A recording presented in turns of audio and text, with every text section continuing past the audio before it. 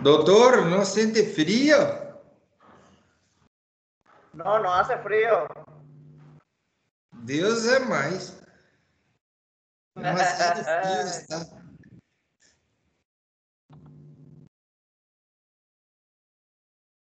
Vamos a buscar material enseguida ya.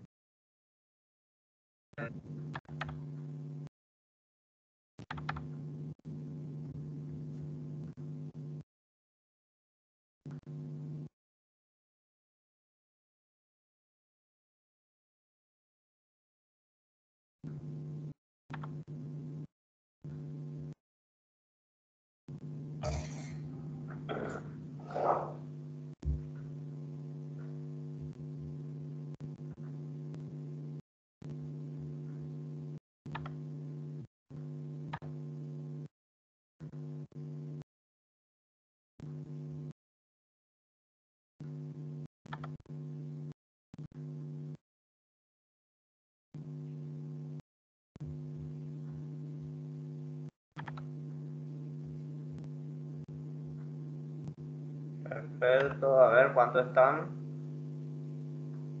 Sin problema. Están todos acá. ¿Quién falta acá?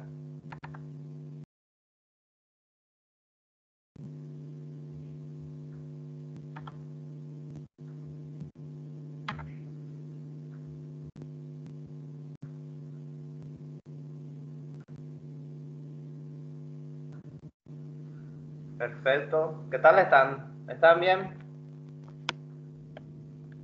Muy bien. Perfecto. Nosotros vamos a estar empezando. A hablar sobre la parte cardiovascular. La parte cardiovascular que es muy frecuente en clínica médica y medicina interna. Entonces nosotros hoy vamos a tocar que ustedes también deben conocer y es muy frecuente, que es la hipertensión arterial. Acá tenemos hipertensión arterial. ¿Qué es la hipertensión arterial? Ahí vamos a dar nuestra materia medicina interna y el concepto, ¿sí? Acá es importante que nosotros podamos estar conociendo el concepto de lo que es la medicina interna, ¿sí? Medicina interna, concepto, para que nosotros podamos conocer qué es la hipertensión arterial.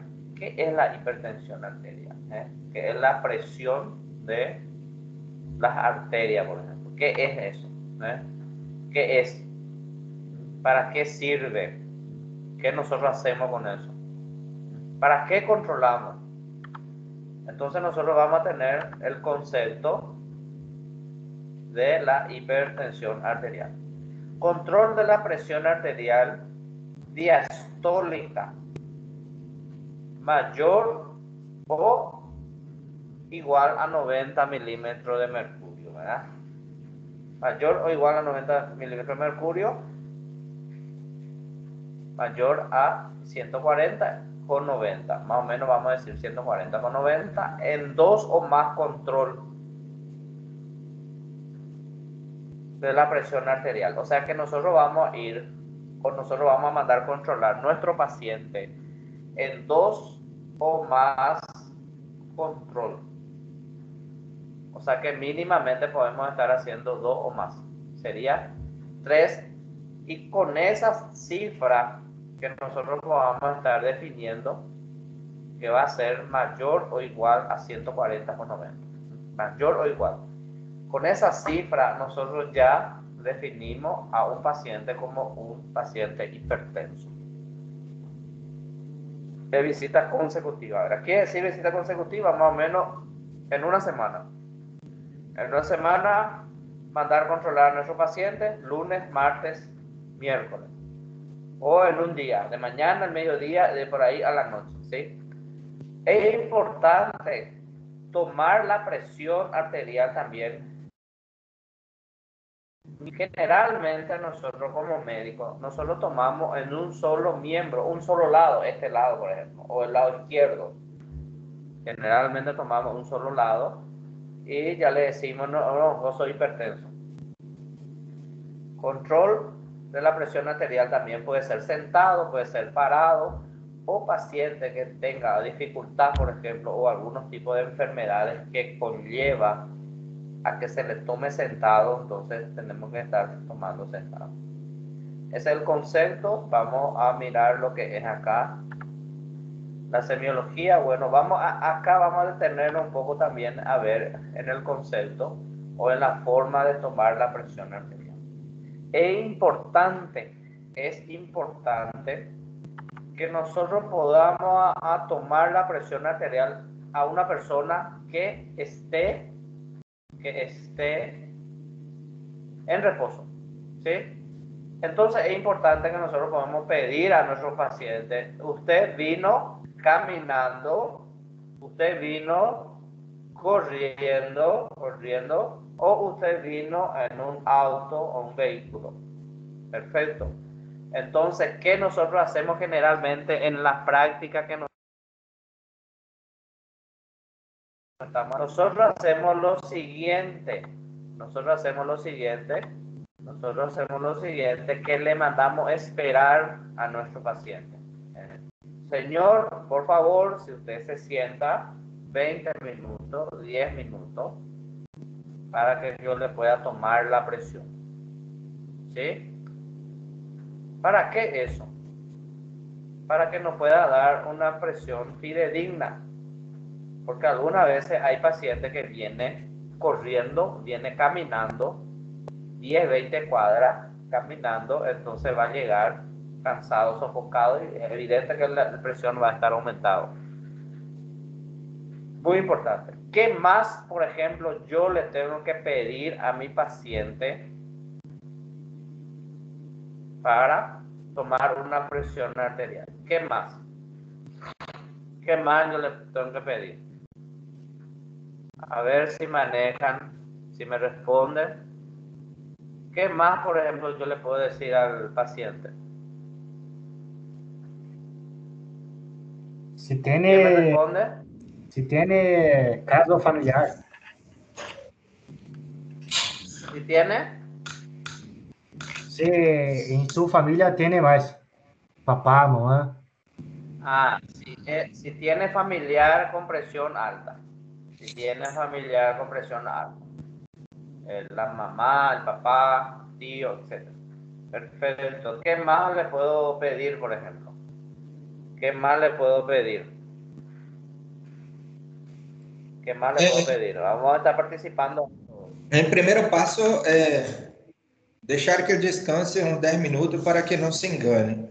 O segundo passo é perguntar se teve alguma moléstia, se embraveceu com alguma coisa, como está, se está se sentindo bem, se tem alguma comorbidade, porque todo esto pode elevar a pressão. Perfecto, perfecto. Se está tranquilo, Hay se que preguntar. Muy bien, Thiago, muy bien, muy bien. Hay que preguntar si tomó café, si tomó gaseosa, si fumó el paciente, si tomó algún medicamento, si es hipertenso. Luego, en primer lugar, preguntarle, ¿usted es hipertenso? ¿Usted toma algún medicamento? Si es nuevo nuestro paciente. Si es nuevo. Entonces es muy importante conocer esa parte y cómo vamos a tomarle su presión. Eso es muy importante. Acá también nosotros tenemos una parte que es de vital importancia, que es la semiología, ¿verdad? ¿Qué es la semiología? Que nosotros cómo vamos a estar tomando la presión a nuestro paciente. Colocar, evidente, el aparato, el efimo, el esteto, vamos a estar teniendo en nuestra mano, y hacerle sentar a nuestro paciente, o acostado, ¿verdad? Entonces, en la semiología de la presión arterial, nosotros tenemos lo famoso, el sonido de Korsakoff. Sonido de Korsakoff. Uno, nosotros vamos a insuflar el manguito, vamos a aumentar, vamos a insuflar, colocar aire, y después, al largar el aire, por el manguito, por la perita, vamos a tener el primer sonido. El primer sonido es nítido y muchas veces al bajar hace tum y hace en el reloj del aparato, que es la presión arterial sistólica. El primer sonido es nítido, tus, así, escuchamos bien. Después va a ir bajando, que es un sonido más suave. Y después vamos a escuchar otro sonido más amplio, más fuerte, un poco más fuerte. Después de este sonido fuerte, nos vamos a escuchar el cuarto sonido, que es un sonido más leve, más suave, más decaído. Y en el quinto vamos a tener la desaparición del sonido, cuando hace este y desaparece el sonido, que es la presión arterial diastólica. Entonces, lo conocemos de la presión arterial. En semiología, cómo tomar, cómo ver, cómo sucede. Perfecto. En el diagnóstico, acá nosotros vamos a estar hablando del diagnóstico en sí. Diagnóstico es media de 2 medidas por lo menos, mínimo 2 medidas de 2 consultas. Doctor, no mayor o cambiaste igual el slide. No te escucho. No cambió el slide. Agora sí cambió. Ahora cambió. Sí, doctor. Perfecto. Entonces, Desculpe, ¿cómo gracias. nosotros vamos a estar diagnosticando, por ejemplo, una hipertensión arterial?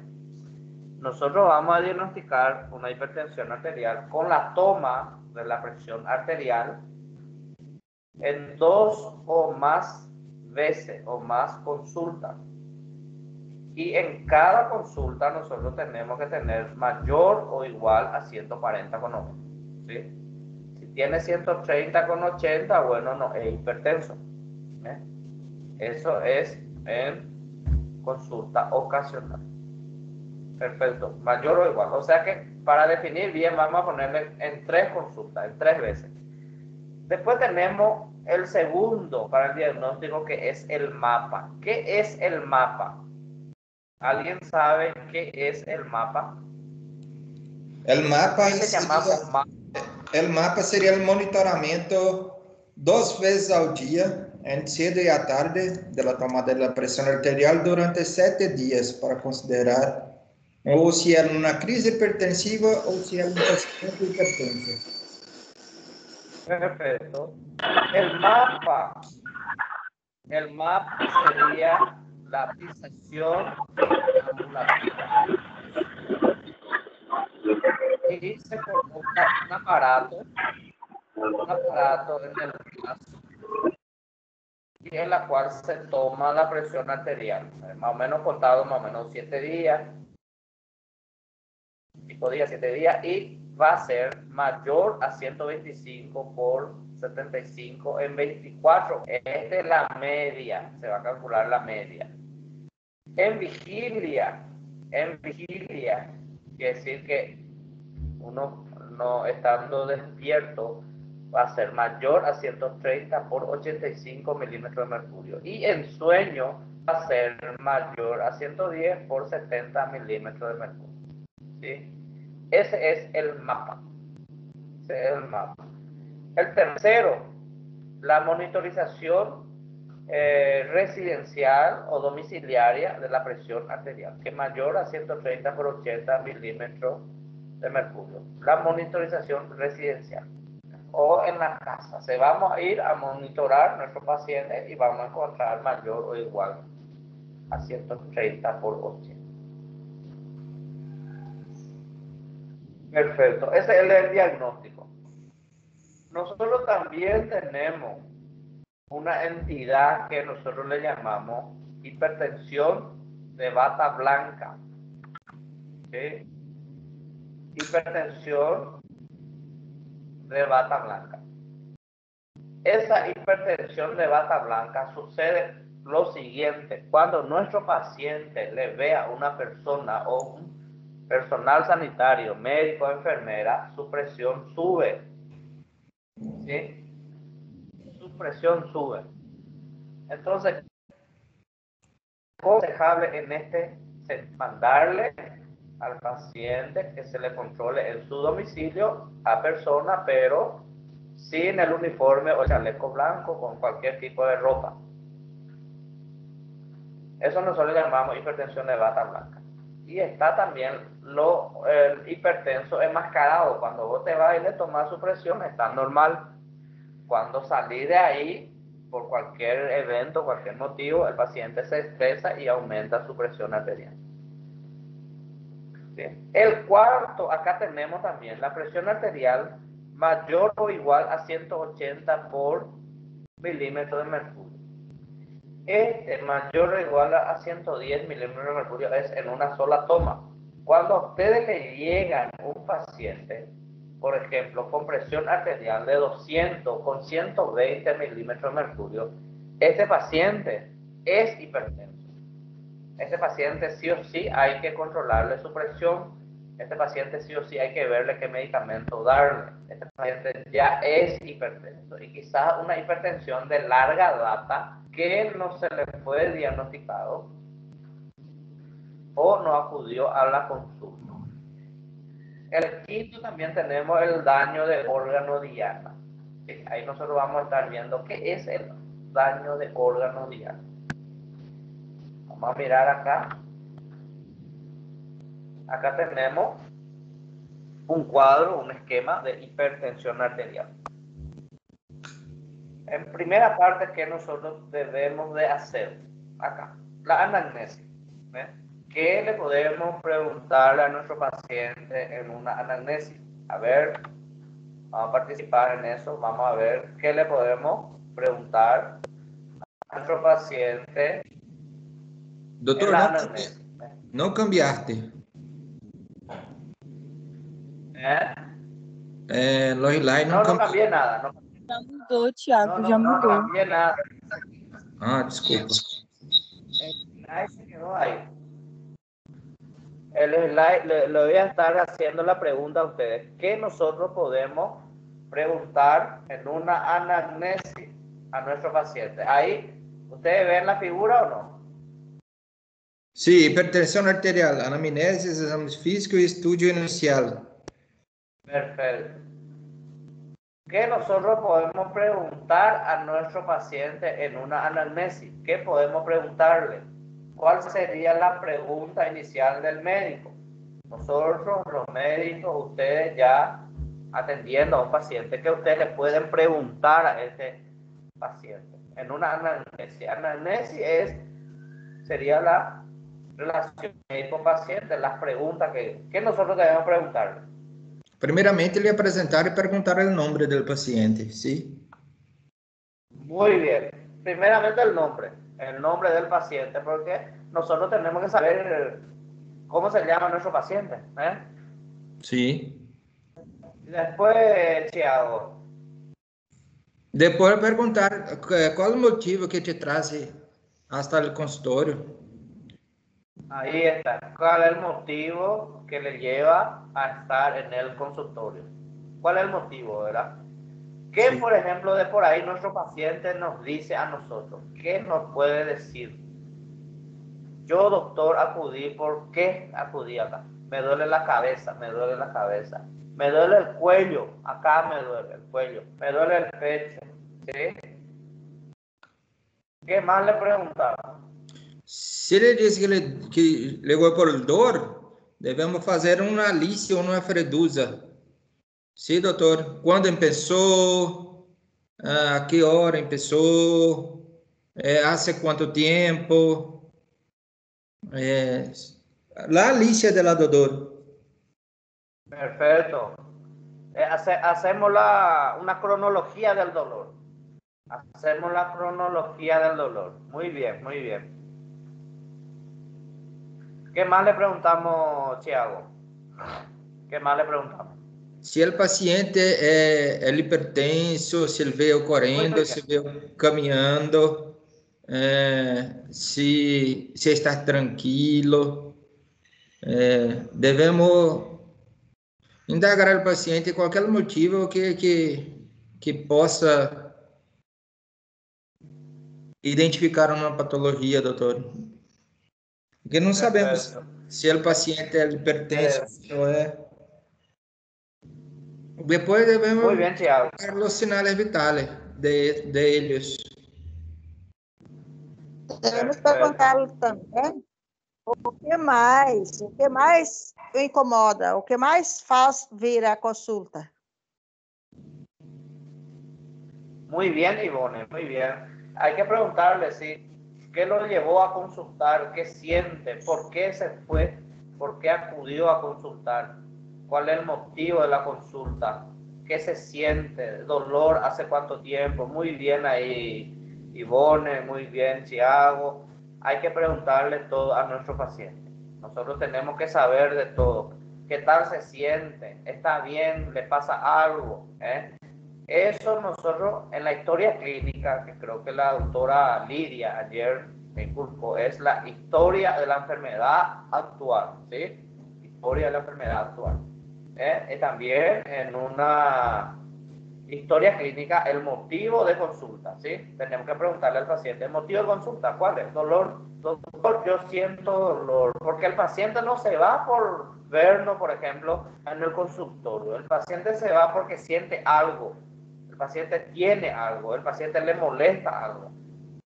Entonces, nosotros, motivo de consulta, dolor o dolor en la región cervical, la región de la cabeza, cefalea. ¿Qué más puede dar también una hipertensión? Por ejemplo, náusea, dolor abdominal también. Entonces es importante nosotros hablar con el paciente, hablar con el paciente y generalmente ya recibimos ya también su historia con la presión arterial aumentada. Muy bien, nosotros tenemos que ganar confianza con... Sí. Em caso da hipertensão, os sintomas acompanhantes podem ser desde uma visão borrosa, vômito, mareo, tontura, dolor. La hipertensión arterial generalmente es asintomática. ¿Qué quiere decir eso? No presenta síntomas. ¿Cuándo presenta síntomas un paciente con hipertensión arterial? Cuando ya la presión está alto y cuando de por ahí ya tiene ya una afectación del órgano diana, ya tiene ya afectado algún tipo de órgano diana. Entonces es importante para nosotros siempre preguntar el dolor y mirar también su presión arterial. Entonces acá tenemos nosotros los examen físico, ¿verdad? Vamos a examinar la parte cardiovascular, ¿verdad? Vamos a estar ocultando, vamos a ver la parte neurológica de nuestro paciente en el examen físico, la presión arterial, vamos a examinar las manos, vamos a examinar el pie. De ahí del examen físico nosotros sabemos que nuestro paciente presenta la presión alta. Es un paciente hipertenso. Acá en la anamnesis ya nosotros tenemos que recabar ya si el paciente es hipertenso o el paciente no es hipertenso. O que aumentó su presión en ese momento. El examen físico, vamos a hacer un examen físico general y después un examen físico cardiovascular. Que en semiología ustedes ya vieron esa parte. Estudio inicial. En estudio inicial, ¿qué yo le puedo indicar a este paciente? ¿Qué examen yo le tengo que pedir en el laboratorio? ¿Cuál es el examen laboratorial que yo le tengo que pedir? ¿Sí? ¿Cuál sería? Doutor, ¿Cuál sería? ¿Sí?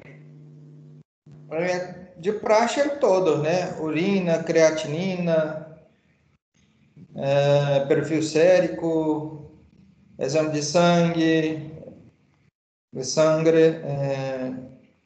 se tem pressão alta, se constatou um eletrocardiograma.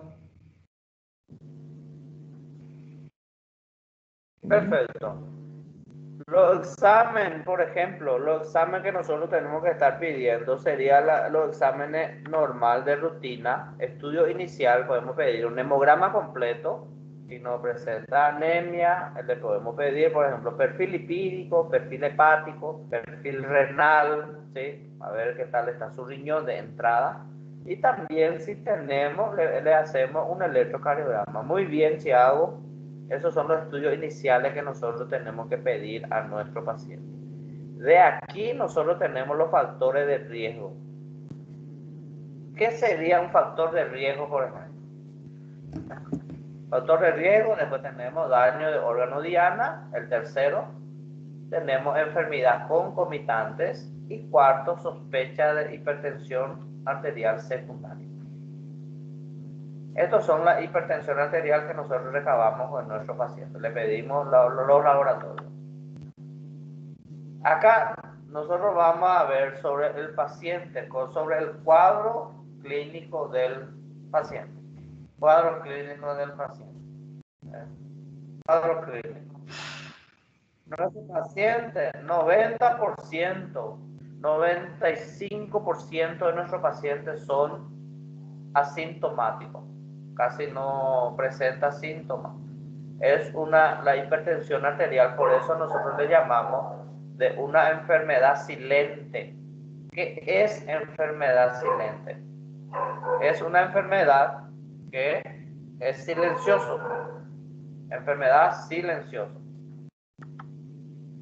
Entonces después tenemos síntomas dependientes de la propia elevación de la presión arterial.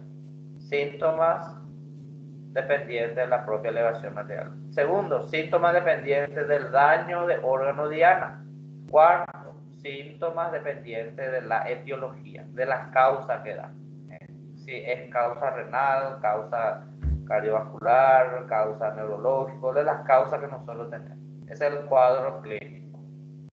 Perfecto, vamos a bajar más un poco acá. Y acá nosotros tenemos una historia natural de un paciente hipertenso. La historia natural del paciente hipertenso. Bueno, ahí nosotros tenemos años, edad, herencia y ambiente. El ambiente donde vive, el lugar donde vive. De 0 a 30 nosotros vamos a tener una prehipertensión. Prehipertensión. ¿Qué sucede en la prehipertensión? ¿Sí? Aumento de gasto cardíaco. 20 a 40, hipertensión arterial inicial. Normotensión acá en esta parte. Segunda, resistencia periférica. Acá ocurre una resistencia periférica. 30 a 50 años, hipertensión arterial sostenida, paciente ya hipertenso, hipertensión no complicada. Después va a ocurrir una arteriosclerosis acelerada, en la cual vamos a tener una hipertensión complicada, fase acelerada o maligna, corazón, los órganos diana, acá, corazón, hipertrofia, insuficiencia, infarto, aorta, aneurisma, estenosis y disección, riñón, nefroesclerosis, insuficiencia, cerebro, hemorragia, trombosis e infarto, un ACV. Esto, por ejemplo, es la historia de un paciente que presenta una hipertensión arterial. Acá nosotros estamos llevando los síntomas dependientes de la hipertensión arterial. Los síntomas dependientes de la presión arterial, de la hipertensión, que es la cefalea, acúfenos, palpitación, vértigos, visión borrosa, decaimiento, debilidad muscular y acroparestesia. ¿Sí? Estos son los síntomas dependientes de la hipertensión arterial. Síntomas que algunas veces lo que más se presenta es la cefalea. Esto es lo que nosotros más vemos en una consulta con un paciente hipertenso. También tenemos el acúfeno, palpitación, vértigo, que el mareo, el paciente te dice, doctor, yo me siento mareado, presenta visión borrosa, que no ve bien, que tiene problemas, llega al consultorio y te dice que tiene, no ve, que no tiene dificultad para ver en el momento. Esos son los síntomas dependientes de la hipertensión arterial. Vamos a ir bajando más acá y vemos el examen físico. El examen físico que nosotros vamos a ver el aspecto general del paciente, ¿eh? Vamos a examinar en formato general. Toma de la tensión arterial, toma de la presión arterial, exploración del cuello, exploración del sistema circulatorio, el abdomen, vamos a ver el abdomen que está en esta extremidad inferior, la exploración neurológica, fondo de ojo también se le va a realizar a nuestro paciente. Examen físico. Y acá nosotros tenemos la clasificación ya. Clasificación del sexto Joint de 1997. Categoría, por ejemplo, acá tenemos TA óptima, normal, normal alta. Esa es la categoría de este año. Menor a 120, menor a 80. Menor a 130, menor a 85. Y tensión normal alta, que es de 130 a 139. Y de 85 a 89. Desde aquí empieza la hipertensión. Grado 1, grado 2, grado 3 y sistólica aislada. Esta es la clasificación, entonces 140 con 159, 90 con 99, grado 2 160, 179, 100 con 109, 3 180 o más, 110 o más. Y sistólica doblada es de 140 y más, y con 90 milímetros. Este es de este año.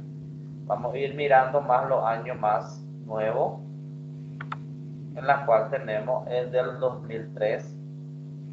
Después vamos a ir mirar de otro año también que son importantes conocer. Bueno, la categoría. Tenemos categoría tensión arterial normal, que es menor a 120/80, que es igual al otro. Y después ya tenemos ya la prehipertensión. La prehipertensión nosotros la clasificamos de 120/139, de 80 a 109, y después tenemos la hipertensión en sí. Tenemos el grado 1 y el grado 2. Grado 1 es 140/159, 90/99.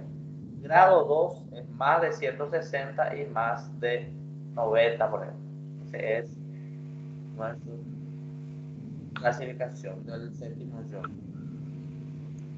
Vamos a ir mirando acá qué es la hipertensión arterial sistólica aislada.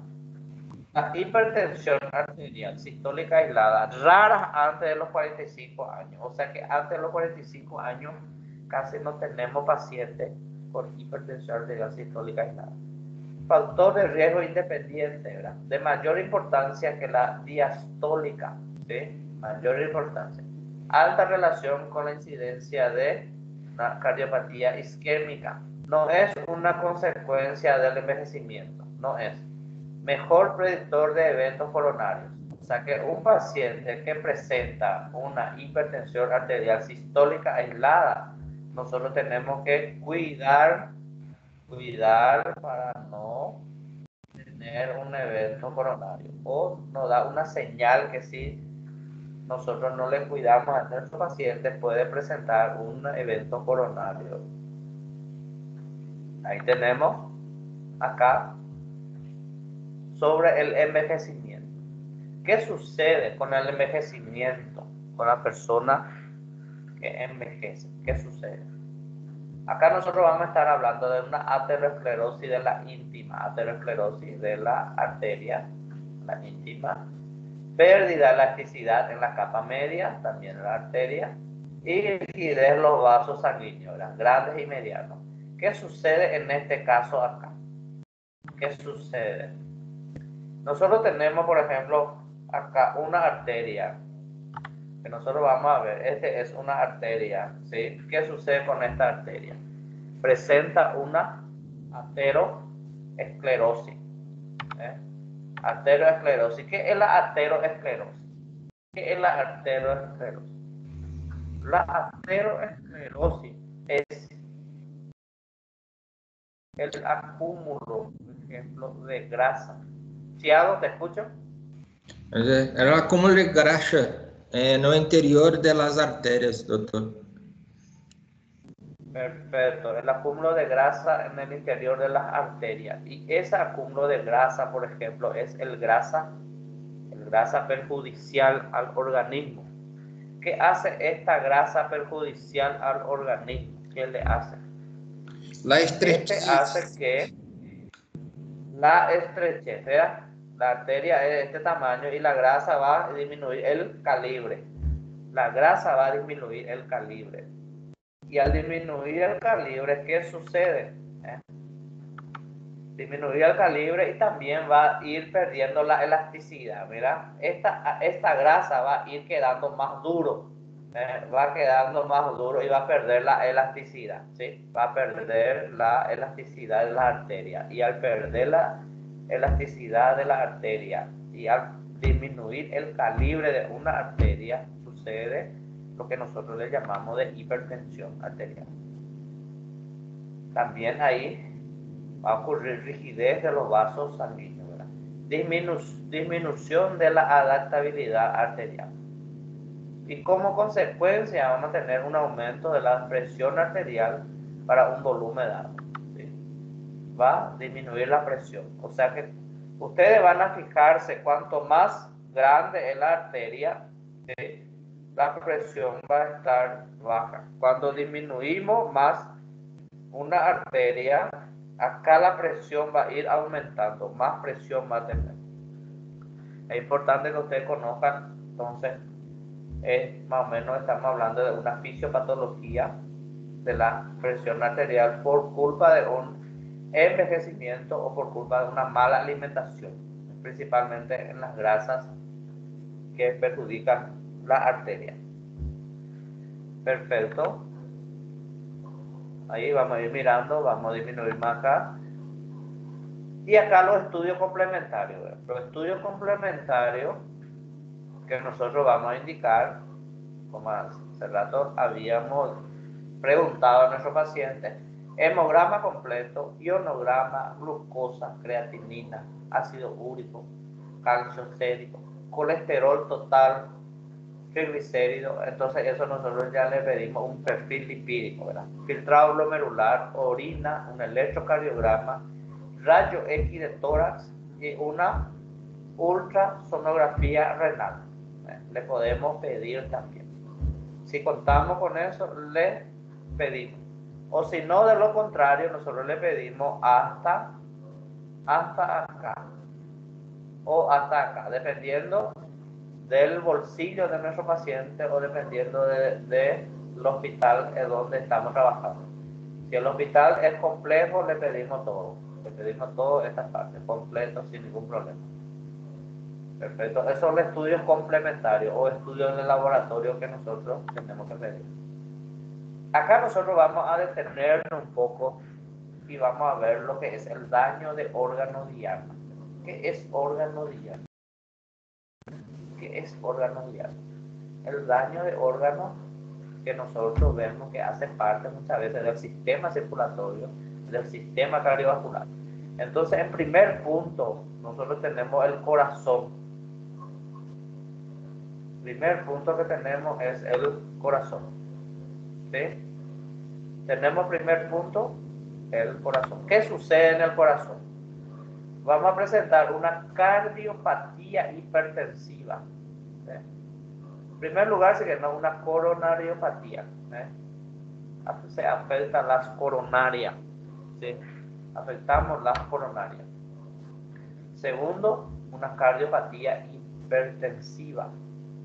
En el tercer lugar, de la cardiopatía hipertensiva, nosotros tenemos el HBI. ¿Qué es el HBI? Es la hipertrofia del ventrículo izquierdo. Después, el segundo punto, en cardiopatía hipertensiva, nosotros tenemos ya la insuficiencia cardíaca. El corazón es como bomba, ¿sí? Como una bomba en sí, y va a tener dificultad para el empuje, para bombear los fluidos o la sangre a los sistemas, a los diferentes órganos y sistemas. Entonces esa nosotros le llamamos de un corazón insuficiente, ¿sí? Y una insuficiencia cardíaca que nosotros vamos a dar también clase en estos días, ¿verdad? Vamos a estar dando también esa parte. Después vamos a ir a ver cerebro. ¿Qué tenemos en el cerebro? Tenemos una ACV. ¿Qué es un ACV? Un accidente cerebrovascular. ¿Por qué también ya muchas veces tenemos un accidente cerebrovascular? Es por el tema de la aterosclerosis. Aumenta la grasa en los órganos, en las arterias. Y toda esta disminución del flujo sanguíneo, disminución de la oxigenación, a consecuencia también vamos a tener una demencia. El paciente va a estar dificultad para acordarse de ciertos tipos. Va a ser el paciente que presenta una demencia senil. Después vamos a ir a retina. Retina, nosotros vamos a presentar una retinopatía hipertensiva que vamos a estar dividiendo en 4 fases también, en 4 etapas. Después tenemos el riñón, que es, vamos a presentar una nefropatía hipertensiva. Y tenemos la enfermedad arterial periférica también. Entonces este es el daño de órgano diana. Acá vamos a ir viendo la retinopatía hipertensiva. 1. Estrechamiento arteriolar de las arteriolas. ¿Qué es estrechamiento? Estrechamiento se vuelve más fino. Las arteriolas se vuelven más finas. El grado 1.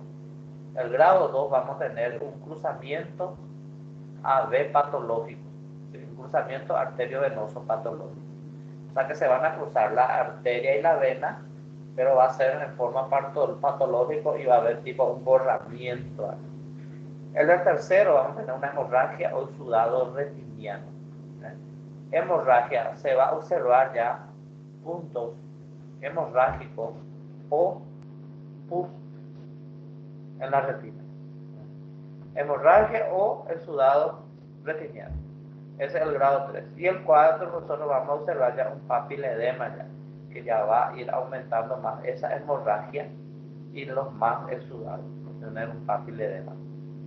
Esa es la retinopatía en un fondo de ojo, que muchas veces nosotros le indicamos a irse a realizar una consulta con un especialista en oftalmo, ¿verdad?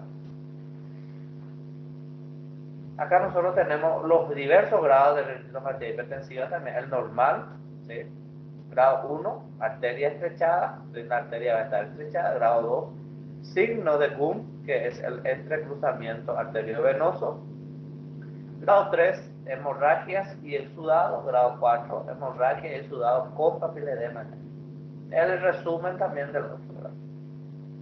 Así la misma cosa. Perfecto. Daño de órgano diana, como ya vimos, ya la parte cardíaca, que es hipertrofia del ventrículo izquierdo, angina o infarto de miocardio, revascularización coronaria. Acá tenemos la coronaria primaria y tenemos la insuficiencia cardíaca. En el cerebro, ictus o accidente isquémico transitorio, enfermedad arterial periférica, enfermedad renal crónica y la retinopatía que ya también habíamos explicado con sus diferentes grados. Este es el algoritmo para el tratamiento de la hipertensión arterial. Entonces, la hipertensión arterial, por ejemplo, que nosotros tenemos la prehipertensión, acá en esta parte, la prehipertensión, ¿qué es lo que nosotros debemos de hacer? En la prehipertensión nosotros tenemos que modificar el estilo de vida. En prehipertensión. Si nosotros después vamos a mirar el cuadro, prehipertensión, vamos a modificar el estilo de vida. Después nosotros cuando vamos a elegir el fármaco, ya es la hipertensión, ya acá grado 1. Elección del fármaco. qué fármaco nosotros vamos a ir a elegir. Muchas veces dependiendo de nuestro paciente, dependiendo de las características de nuestro paciente, nosotros vamos a elegir el fármaco que vamos a estar usando. En la práctica, nosotros usamos mucho lo que es los IECA. En la práctica nosotros utilizamos mucho los IECA.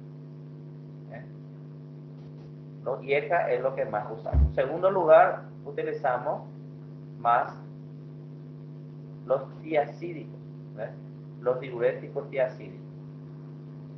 Entonces nosotros vamos a ver lo siguiente. Elección de fármaco, entonces acá nosotros vamos a elegir el fármaco, entonces de acuerdo a nuestro paciente. Si es un paciente joven, sin ninguna alteración, bueno, elegimos un IECA. Si es un paciente anciano, elegimos un diurético tiacídico. Entonces acá nosotros tenemos lo siguiente, que acá tenemos sin complicaciones asociadas y con complicaciones asociadas. Tenemos acá estadio 1, que vamos a elegir los tiacídicos. Casi todos los valores añadir otro, ¿verdad? Vamos a elegir los tiacídicos. Perfecto. Eso es en el caso de un tratamiento que nosotros estamos viendo para realizar ahí, en esa parte de nuestro estadio 2, dos fármacos ya acá vamos a estar eligiendo. Dos fármacos, ¿sí? Sin complicaciones. Y con complicaciones, fármacos para las complicaciones. Entonces acá nosotros tenemos que ver, optimizar la dosis. ¿Qué es optimizar las dosis? ¿Qué, por ejemplo, es lo que nosotros vamos a realizar para optimizar las dosis? ¿Qué es? ¿Qué significa optimizar la dosis? Y vamos a añadir fármacos hasta conseguir normalizar la presión arterial. Optimizar la dosis significa que yo le voy a estar dando a mi paciente de acuerdo a su presión arterial. Para eso nosotros tenemos que hacer el seguimiento de darle, por ejemplo, un enalapril de 5 miligramos cada 12 horas. Enalapril de 5 miligramos cada 12 horas.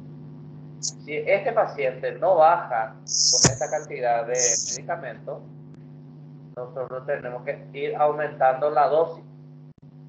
Y por eso nosotros tenemos también un esquema de la presión arterial. Vamos a ir mirando más abajo. Acá. Permiso, doutor. Tratamiento de la hipertensión arterial. Sí, te escucho. A imagem não parece para mim, eu não sei se é o problema no meu celular ou se é o aplicativo. Já tem um tempo que ele deixou de aparecer. No sé si te aparece a vos, pero a mí me aparece acá. Sim, sim. ¿Quién más tiene problema de imagen? Jori, aqui está aparecendo normal. Normal está apareciendo. Entonces tu aparato nada más Sai do tiene... aplicativo e entra de novo. Sim, vou tentar. ¿Aparece o no?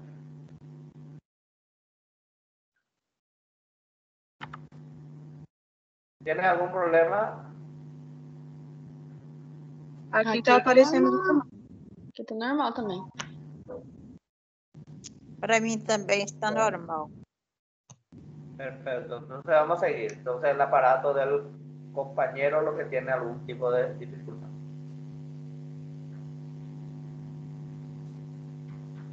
Perfecto. Entonces vamos a seguir acá. Acá nosotros para tratar, por ejemplo, una hipertensión arterial, vamos a ver por lo general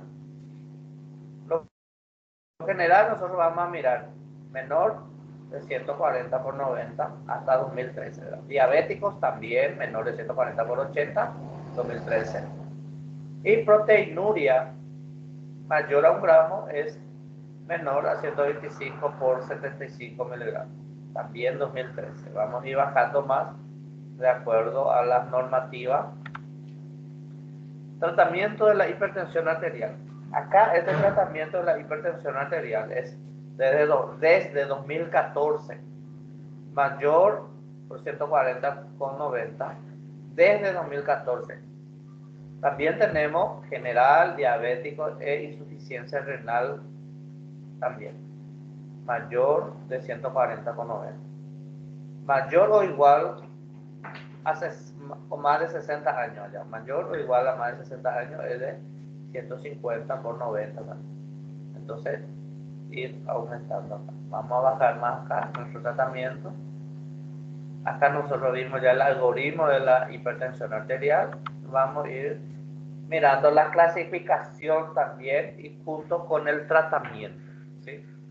Acá nosotros tenemos la clasificación junto al tratamiento. Entonces acá nosotros tenemos normal, que es menos de 120/80.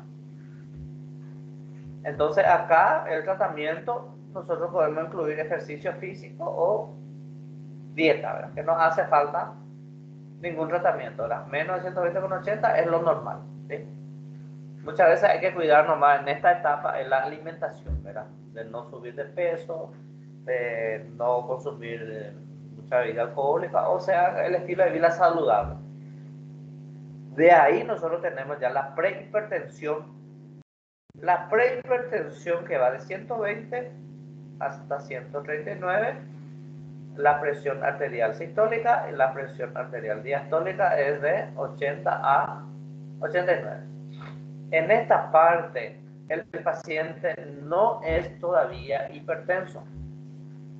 Entonces, el cambio de estilo de vida, si está obeso, bajar de peso, peso ideal. Si presenta, por ejemplo, una vida sedentaria, tratar de hacer ejercicio físico, caminata, consumo de la dieta DASH. No sé si te escucharon ya hablar. La dieta DASH es sobre el consumo de frutas, verduras y fibras. Después tenemos la hipertensión grado 1, que va de 140 a 159. 140 a 159. De 90 a 99. Entonces, a este tipo de paciente en la hipertensión grado 1, ¿qué yo voy a hacer acá en este caso? ¿Qué yo voy a hacer? En el paciente hipertenso grado 1, yo voy a estar tratando con medicamentos. ¿Qué tipo de medicamento voy a darle? En este nosotros vamos a dar los IECA, ¿sí? Vamos a empezar con los IECA. Vamos a darle los IECA con una sola droga. O sea que paciente hipertenso grado 1 le voy a dar una sola droga, ¿sí? Que nosotros le vamos a poner monodroga, ¿verdad? Una sola droga. Generalmente droga de primera línea. ¿Cuáles son estas drogas de primera línea que nosotros tenemos? Tiacídico. Tiacídico. Son los bloqueadores cálcicos. Los IECA. Los BRA2, que son los sartanes, que son los sartán, telmisartán, candesartán. Acá tenemos el tiacídico, que es el hidroclorotiacida. Y los IECA sí que son los priles. Los priles que son captopril, enalapril, lisinopril, escanopril, etc. Los priles. Entonces, en esta fase de hipertensión arterial grado 1, que va de 140 con 159 y de 90 a 99, yo como médico le voy a estar tratando con una sola droga. Y también, siempre y cuando, también voy a asociarle cambio de estilo de vida, disminución del peso, consumo, la dieta DASH también, consumo de frutas, verduras. Entonces, este es el grado 1 con su tratamiento. La dosis, acá la dosis yo voy a estar ajustando de acuerdo a mi paciente, ¿sí? De acuerdo a mi paciente y de acuerdo a la dosis mínima o la dosis máxima de medicamento para la hipertensión arterial. Entonces vamos a estar ajustando acá. Todos nosotros vamos a individualizar. Cada paciente, nosotros le vamos a hacer un esquema especial a nuestro paciente. El grado 2, hipertensión grado 2 acá. Nosotros tenemos que es mayor o igual a 160 y mayor o igual a 100. ¿Sí? Este paciente nosotros vamos a tratar con dos drogas de segunda línea. ¿Y cuáles son esas drogas de segunda línea? Los beta bloqueantes, los alfa bloqueantes, la espironolactona, que es un diurético, la hidralacina, la furosemida también es un diurético, la metildopa, el alisquireno. El alisquireno es un medicamento nuevo que es muy bueno, que después nosotros vamos a estar dando también estos medicamentos cada uno. ¿Qué hace y para qué sirve? ¿Sí? Después tenemos la hipertensión arterial sistólica aislada, solo mayor o igual a 140/90. Esta nosotros vamos a tratar de acuerdo a nuestro paciente, ¿verdad? De acuerdo a lo que nosotros vamos a estar usando. 140/90. Perfecto, vamos a ir avanzando más acá. Vamos a ver las indicaciones específicas. ¿Qué es indicaciones específicas? De cada medicamento nosotros tenemos que usar de acuerdo a las indicaciones específicas que nos conviene a nosotros usar. Perfecto. Acá tenemos, por ejemplo, los IECA y los sartans. Los IECA, ¿cuáles son los IECA? Los enalapril, captopril, lisinopril. Y los sartanes, ¿cuáles son? Los sartán, los telmisartán, valsartán, candesartán, etc. Estos medicamentos se usan, uno acá en los nefrópatas crónicos. Se usa en este caso de pacientes nefrópatas crónicos, pacientes con nefropatía. Diabéticos también se usan. No negros. A los diabéticos no de raza negra. Se usa también en la insuficiencia cardíaca congestiva. En estos tres nosotros usamos. Después tenemos los tiazídicos. También este se usa de indicación en los pacientes negros.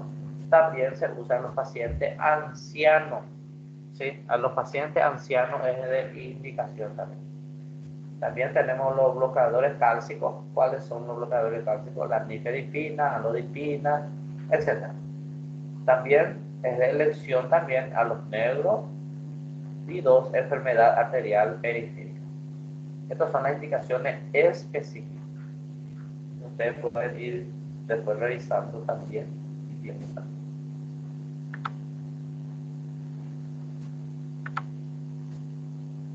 Acá nosotros tenemos los efectos adversos. ¿Sí? Efectos adversos. Efectos adversos del IECA y de los sartán. Acá efectos adversos 1. Tenemos uno de la tos crónica. La tos crónica, por ejemplo, aparece en los pacientes que usan los IECA, que son los enalapril, captopril, lisinopril, eso aparece mucho. Y entonces, ¿qué nosotros hacemos cuando aparecen esas reacciones adversas? ¿Qué nosotros hacemos acá en este caso? ¿Qué hacemos? Perfecto, sin problema. Nosotros suspendemos el tratamiento con IECA. ¿Y por qué la tos crónica? Es por aumento de liberación de la bradicinina. Es aumento de liberación de la bradicinina. También otro efecto adverso es que la insuficiencia renal aguda puede producir y la hipercalcemia. En los tiazídicos, las reacciones adversas, uno tenemos los hipo, hipovolemia, hiponatremia, hiposódico acá, hipomagnesemia, y tenemos el hiper también, que es hiperuricemia, hiperglicemia y hiperglicemia. Después tenemos los bloqueadores cálcicos, nifedipina, amlodipina, edema de los miembros inferiores. ¿Sí? Aparece como efecto adverso edema de los miembros inferiores. Muy importante acá, esa parte, para que ustedes puedan ver. Luego nosotros después de realizar los tratamientos, después de realizar, por ejemplo, las indicaciones específicas, los efectos adversos, por ejemplo, de la hipertensión, nosotros tenemos las complicaciones de la hipertensión arterial. La complicación 1 es la cardiovascular, ¿verdad? Que produce en la parte cardiovascular disfunción diastólica, hipertrofia del ventrículo izquierdo, fallo del ventrículo izquierdo, insuficiencia cardíaca, isquemia miocárdica y las arritmias. Estas son complicaciones cardiovasculares. Vamos a ir viendo complicaciones renales. Tenemos la nicturia, orina a la noche, microalbuminuria, hiperuricemia, insuficiencia renal, nefroangiosclerosis. El 3 tenemos complicaciones neurológicas, que es la encefalopatía hipertensiva, hemorragia cerebral, aneurisma de Charcot-Bouchard, infarto cerebral, infarto lacunar, encefalopatía subcortical de Binswanger. Esas son las complicaciones neurológicas. Importante revisar. En otras nosotros tenemos las crisis hipertensivas. El paciente con tratamiento muchas veces suele producir una crisis hipertensiva. En la crisis hipertensiva nosotros tenemos la urgencia hipertensiva y tenemos la emergencia hipertensiva también. Y tenemos la hipertensión arterial maligna, aquella hipertensión que no baja. Otro tenemos la disección aórtica, después la enfermedad vascular periférica y otras manifestaciones ateroescleróticas. Ateroesclerosis ustedes manejan que es también. Y acá nosotros vamos a tener la definición que es una urgencia y emergencia hipertensiva. Esto constituye un grupo heterogéneo de situaciones que se distinguen por el valor de la presión arterial diastólica. Presión arterial diastólica mayor o igual a 110 milímetros de mercurio y o presión arterial sistólica de mayor o igual a 180 milímetros. O sea que mayor o igual a 180 con 110. Estas situaciones pueden presentarse en forma aislada o acompañada de distintas entidades clínicas. Esa es la urgencia y emergencia hipertensiva. Acá nosotros tenemos evaluación diagnóstica de la hipertensión en servicio de urgencia. En servicio de urgencia aparecen mucho las urgencias hipertensivas y la emergencia hipertensiva, en la cual nosotros debemos de distinguir uno del otro. Urgencia hipertensiva es sin afectación aguda de órganos blancos. Reducir la tensión arterial en 24 a 48 horas. O sea que acá en urgencia nosotros tenemos que estar bajando despacito, sin apuro. ¿Sí? Le damos medicamentos de por ahí vía oral o endovenoso para ir bajando de a poco. En emergencia hipertensiva con afectación aguda de órganos blancos, reducir la presión arterial en menos de una hora. O sea, hay que bajar más rápido. Esas son la evaluación diagnóstica. Nosotros tenemos que evaluar, tenemos que ver, de controlar al paciente y bajar su presión de acuerdo a lo que nosotros estamos viendo. Si no tiene afectación de órganos blancos, entonces vamos a bajar despacito. Y si tiene, ya hay que ir acelerando. Acá nosotros tenemos la emergencia hipertensiva. Emergencia hipertensiva, aneurisma disecante de la aorta, insuficiencia cardíaca grave o edema agudo del pulmón, síndrome coronario agudo, que es el SCA, síndrome coronario agudo, postcirugía de revascularización coronaria, encefalopatía hipertensiva, ACV, que es accidente cerebrovascular hemorrágico o isquémico, traumatismo craneal o medular, insuficiencia renal aguda, crisis de feocromocitoma, abuso de drogas simpático-miméticas, en este caso cocaína, ¿sí? Abuso de cocaína, eclampsia, epístasis severa, grandes quemados y postoperatorio de cirugía con sutura vascular. Esas son las emergencias hipertensivas. Entonces, ustedes tienen que con eso ir preguntando, también haciendo su anamnesis, preguntando a familiares también, si el paciente está inconsciente, preguntar a los familiares.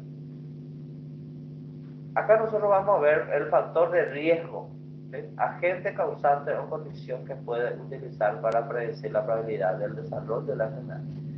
Factor de riesgo, ¿qué es un factor de riesgo? ¿Verdad? ¿Qué es un agente causante o es una condición que se puede utilizarse para predecir la probabilidad del desarrollo de una enfermedad? O sea, el factor de riesgo de una hipertensión arterial, por ejemplo, el consumo exceso de sodio, el consumo exceso de sal.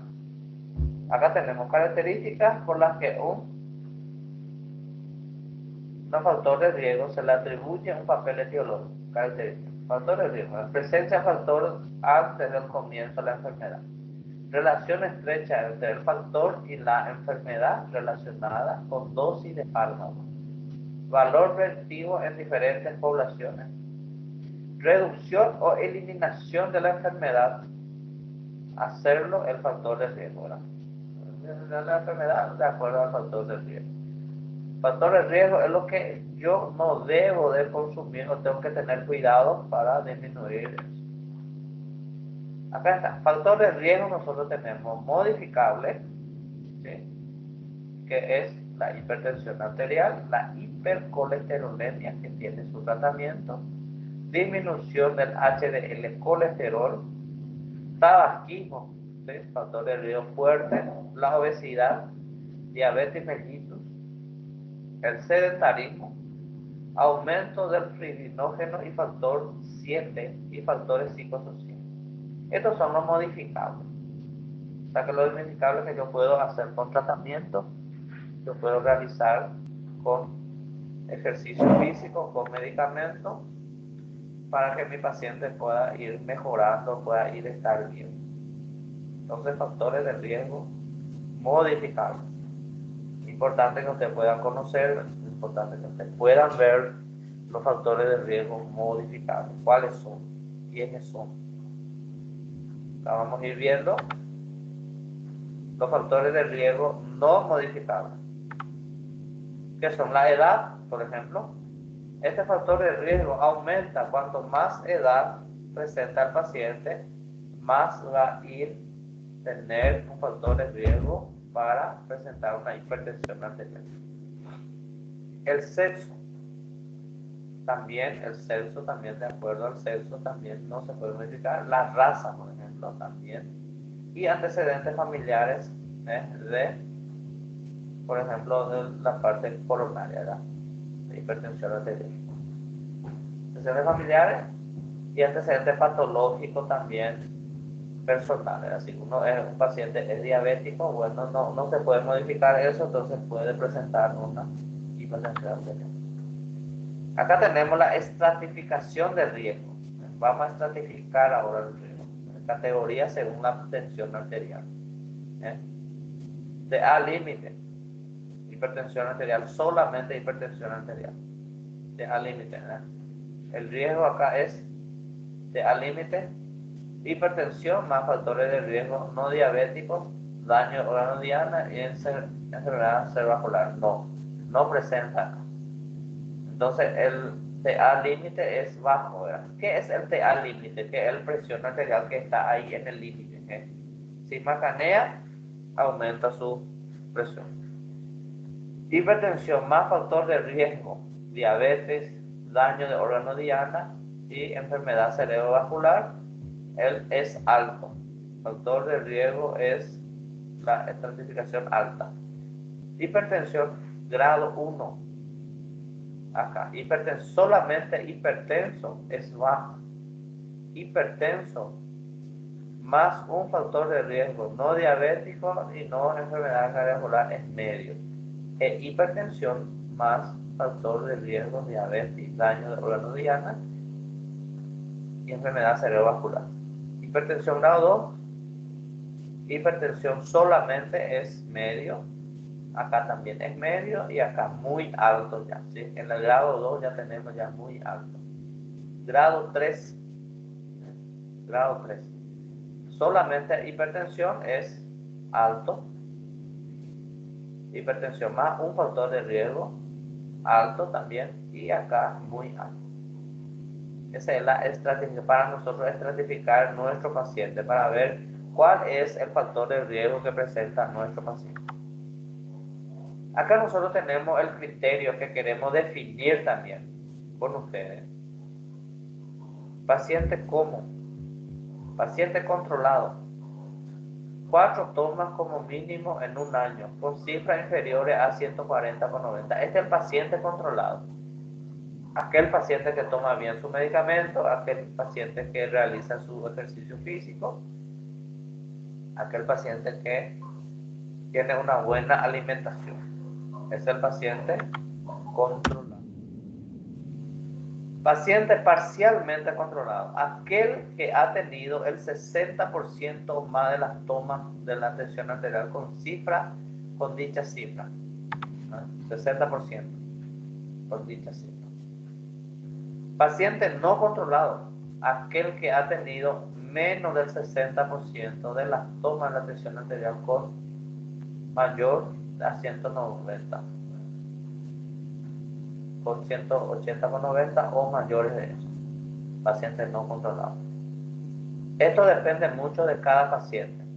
Algunos pacientes se controla bien, algunos pacientes no vienen a retirar su medicamento y entonces no se controla. Depende mucho de cada paciente. Depende mucho de su obediencia también. Acá tenemos una cosa importante, que nosotros tenemos que recordar que la hipertensión es una enfermedad más frecuente, más fácil de diagnosticar, mayor número de complicaciones, más mortalidad, más mala educación por la población, más maltratada. Su prevención es la medida más importante y menos costosa universalmente y hacia dónde más debemos de trabajar para mejorar nuestros indicadores de salud. Es muy importante, ¿verdad? El paciente muchas veces depende mucho de nuestro paciente para que éste pueda realizar un tratamiento exitoso. Entonces es importante que pueda realizar este tratamiento eficaz. Entonces es importante que nuestro paciente acuda siempre a su control de retirar su medicamento, de realizar los estudios, de hacer, por ejemplo, el ejercicio físico, las dietas, realizar las dietas DAS, disminuir el consumo de sal, disminuir el consumo de grasa. Es muy importante.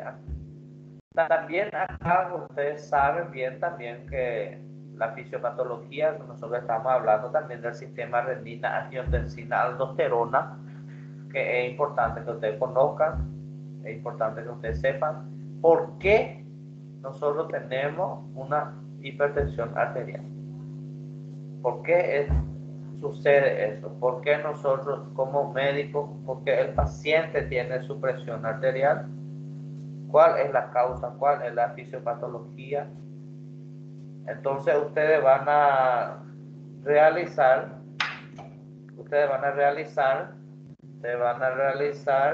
una investigación sobre la fisiopatología y del sistema renina, angiotensina, aldosterona.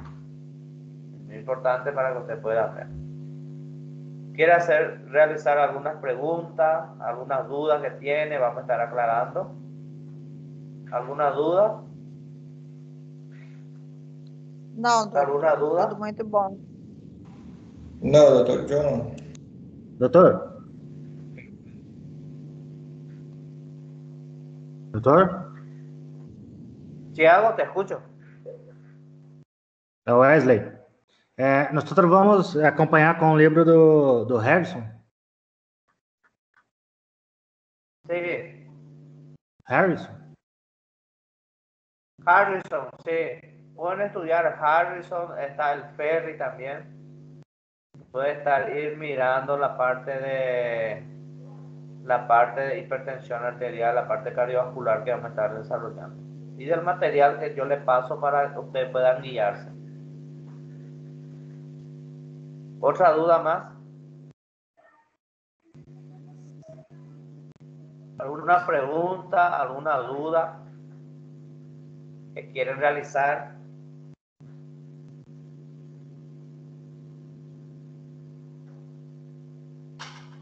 Está tranquilo. Ninguna, doutor.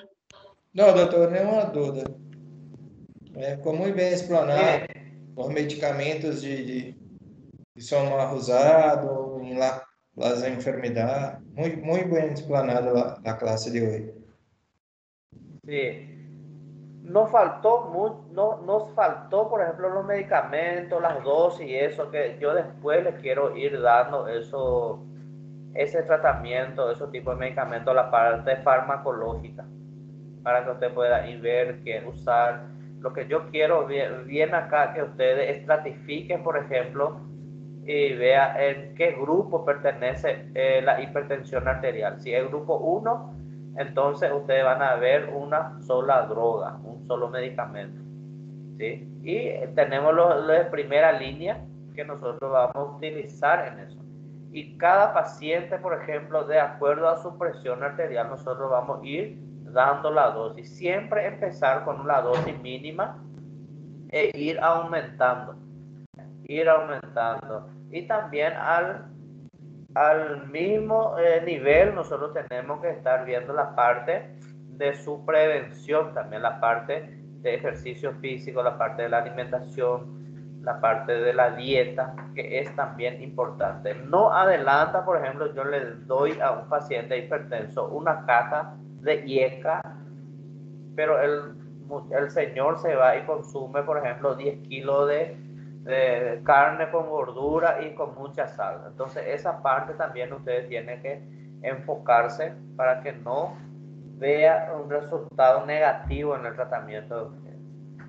También les quiero informarles que yo después le voy a estar viendo para que se crea un grupo de WhatsApp en la cual yo le voy a estar pasando. Ustedes van a tener trabajo también de 10 puntos. Trabajo de 10 puntos. Y también la asistencia en la plataforma a ustedes también le va a valer tipo un pequeño punto ya incluido en el trabajo. El que asiste a clase, bueno, va a tener un trabajo, un punto a más de lo que no asiste luego. Entonces en el trabajo ustedes van a ir informando, vamos a ver cuántos alumnos son y vamos a ver para que sea el trabajo que van a realizar, que sea en dupla, en 2, y de acuerdo si hay más, bueno, vamos a ver que sea máximo 3. Y yo le voy a estar lanzando los trabajos que le va a valer 10 puntos. 10 puntos le va a valer ese trabajo, incluido la asistencia también en la plataforma, que de por ahí le valga 3 puntos de asistencia en la plataforma virtual también, que es importante que ustedes puedan participar, puedan estar, porque ustedes merecen que se les dé clase. Y aquí nosotros le vamos a dar la parte teórica y vamos a hablar algo sobre la práctica también, cómo debemos de realizar. Por eso es importante que ustedes participen en clase. Y también cualquier duda me puede estar enviando por mensaje las dudas que tienen, y vamos a estar creando los grupos de WhatsApp. El delegado, creo que Antonio, tiene ya mi número y cualquier cosa para ver eso. ¿Alguna duda, otra pregunta quieran dar? No, ¿Duda, doctor, pregunta? no. Yo no, doctor, gracias. Perfecto. También le voy a estar comentando que Medicina Interna 2, nosotros vamos a estar ya, si Dios permite, vamos a estar presentando ya casos clínicos. Vamos a ver de presentar casos clínicos los días viernes. a la tarde podemos estar presentando ya cuando tengamos clases presencial. Vamos a estar haciendo grupos y cada grupo va a estar presentando sus casos clínicos, netamente en la parte de medicina interna. Entonces, vamos a esperar que mejore todo esto, que desaparezca el virus que tenemos, que nos está incomodando un poco. Y también vamos a estar dando, trayendo gente para darnos, por ejemplo, las palestras, las conferencias de la parte de electrocardiograma y con los pacientes también. ¿Duda? ¿Quieren preguntar algo? ¿Quieren preguntar algo? No, doutor, quanto a perguntar, não, falando por mim, eu tenho bastante dificuldade com eletrocardiograma. Eu não sei ver e interpretar um eletrocardiograma. Perfecto. Yo le voy a estar preparando también una clase de eso también. Yo le voy a estar preparando una clase de electrocardiograma también para que ustedes puedan ver, pero terminando más o menos, terminando nuestra clase normal, vamos a ir preparando esos tipos de clases para que ustedes puedan aprender. Y después vamos dando también las conferencias magistrales de electrocardiograma también. Eu tenho um pedido, se por favor, se possível, a classe de eletrocardiograma presencial quando acabar a pandemia, porque pela internet, creio eu que não tem que pegar no eletrocardiograma, mirar e questionar para tirar todas as dúvidas. Tiago, nosotros tenemos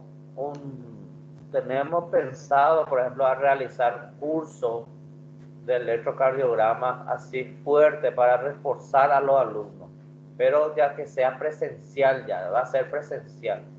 También tenemos cursos para realizar de emergencia, urgencia, emergencia, y también cursos así de trauma, pero va a ser presencial. Muy bien. Ahora lo que vamos a dar del cardiograma va a ser netamente lo básico que ustedes van a ir aprendiendo de a poco. Va a ser básicamente, pero después vamos a realizar cursos de electrocardiograma, cursos de urgencia, emergencia y cursos de trauma. Y los viernes nosotros vamos a realizar de presentación de casos clínicos con los médicos, con los clínicos y con los alumnos, por ejemplo, de clínica médica y de curso superior ya, que participe todo. Va a ser tipo una extensión que ustedes van a tener, tipo una extensión universitaria. ¿Otra pregunta, otra duda? No, doctor, muchas gracias. La evaluación sigue lo mismo. 20 primera parcial, 20 segunda parcial, 10 trabajos clínicos junto con la presencia en la plataforma, y también es el 50 puntos el examen final. 50 puntos el examen final. ¿Okay? Y también se le va a considerar mucho a los alumnos que siempre participan, que siempre están en clase. Se le va a considerar mucho a eso. ¿Otra duda, otra pregunta más? ¿Duda?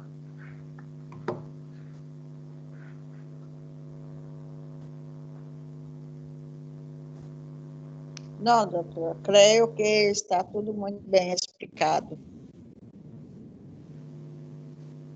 Perfecto. Voy a ver la lista de ustedes acá y después ya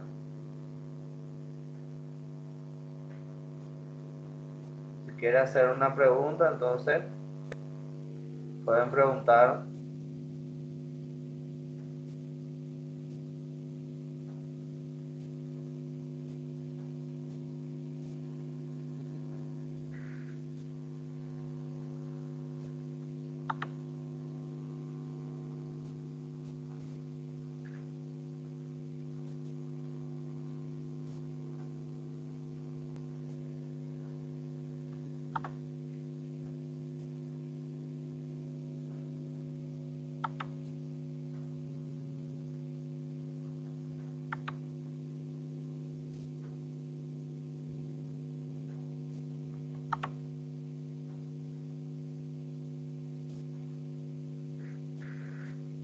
Perfecto.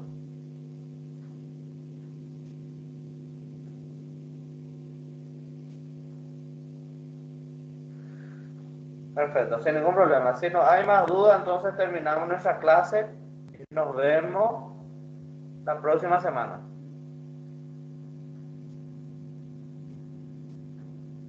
Y gracias. Gracias, doctor. Hasta. Gracias, doutor, e hasta. Graças, doutor.